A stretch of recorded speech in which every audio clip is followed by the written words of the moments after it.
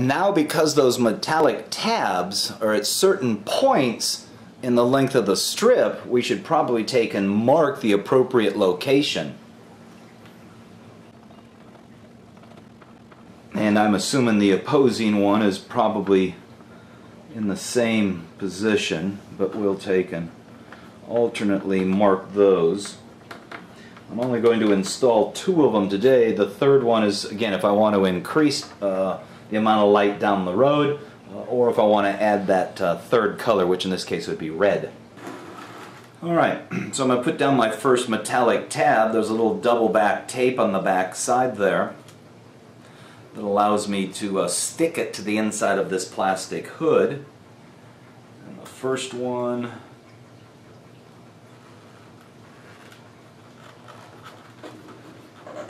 we'll put there, and the second one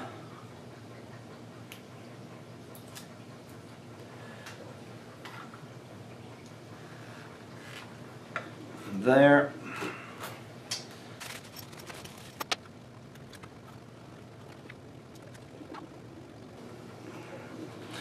So far that's been pretty easy. Now I'm going to assume that the LEDs will just magnetically stick on there, and you can almost lift up the light hood with the grasp they've made.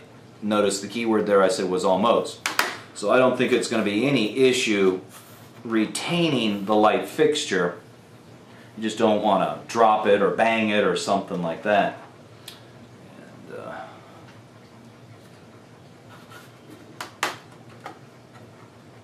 There is number 2. So there's 2 12-inch, 1 blue, 1 white, 5-watt each LED light strips for a total of 10 watts of blue and white light. And then I did say that there were some connection points on the ends of all the fixtures, plus these little wire pin connectors that allow you to couple more than one light together, which is what we've just done. Then here's the connector from the DC power supply. We're just going to take and run that through one of the holes in the end of the light hood and just run it straight into one of those LED light strips. And aside from securing that power cord with this little crimp, our lighting system's installed. We're ready to plug it in and try it out. And I suppose before we get too far along, we do want to try it out. There's these little power switches here on the ends that allow you to turn it on and off, but we're going to leave the power switch in the on position, and we'll plug the end of our power supply into a timer down in the power strip in the cabinet below the aquarium. But for 2 5-watt 12-inch long strips, 1 blue and 1 white, that's a goodly amount of light, don't you think? And before we get too far along, we'll take that acrylic lens and slide it back inside the track on the light hood.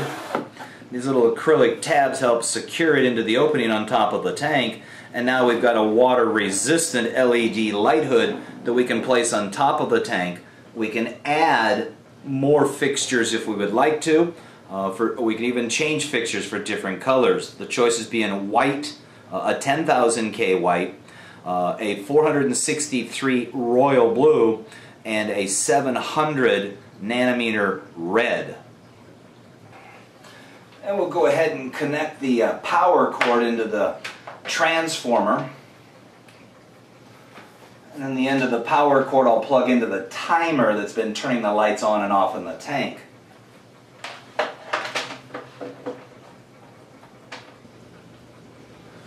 And so now, with the flick of a switch on the timer, the lights will come on and off.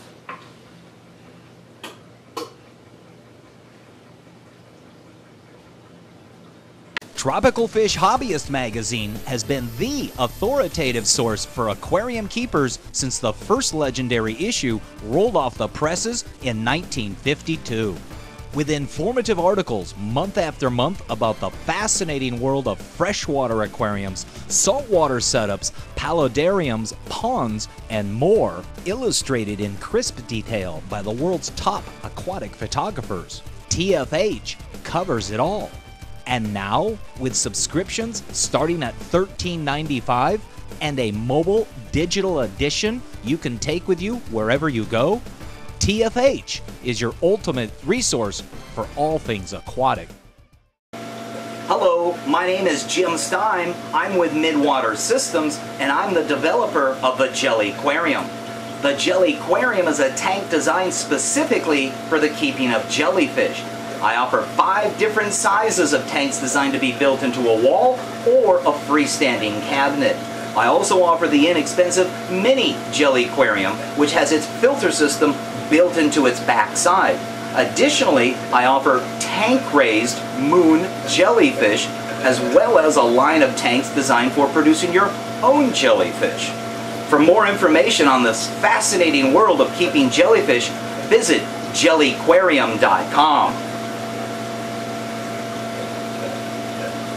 You heard the phrase biopellets, but really, what are biopellets and what will they do? But basically, what the biopellets are is they're a biodegradable polymer. The pellets, you put them in a reactor and they tumble in the reactor, and the bacteria grow on the surface of the biopellet and they consume the biopellet, and as part of their metabolic process they also consume nitrate and phosphate right out of the water.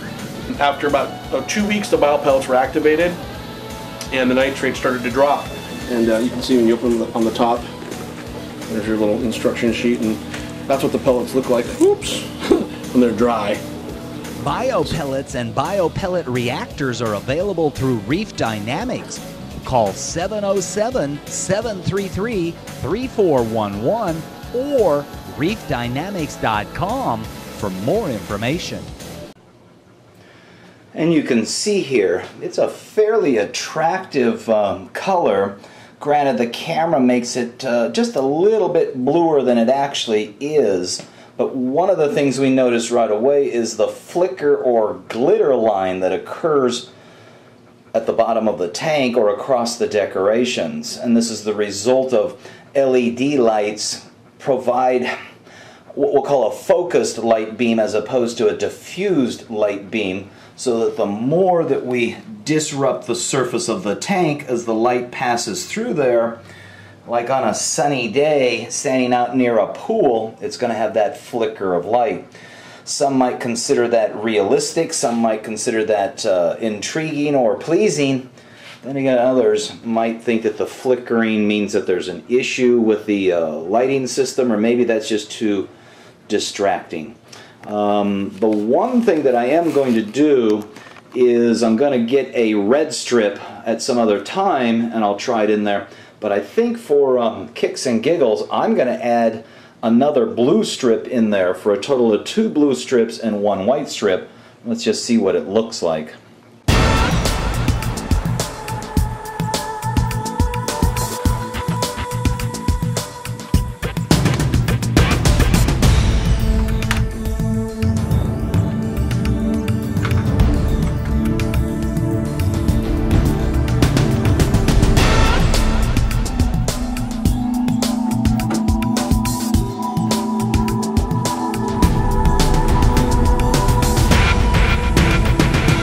You can now tell that there's a lot more blue in there, and again the camera kind of tints that blue a little bit more than reality, but it's still a blue look in there, and you can still see the flicker or glitter line from the whitish light. And I think just overall it's a very rich color in there, gives the impression of depth or deep water. So that's a little bit more information on LED lights. So in addition to the color changing lights, I can now offer these LED light strips in a 10,000 K white or a 453 nanometer blue, and there's also a 700 nanometer red. And these are offered through my other website called myfishtank.com. where you can also purchase new acrylic aquariums that will have an upgrade available to allow us to add these LED light strips for you. I think it's a pleasing color in the tank. I think it's a positive direction to go because the old fluorescent bulbs are becoming more and more difficult to find, so it seems natural to progress up to something a little bit more current. So until then, always keep moving forward and always keep exploring new aquarium alternatives.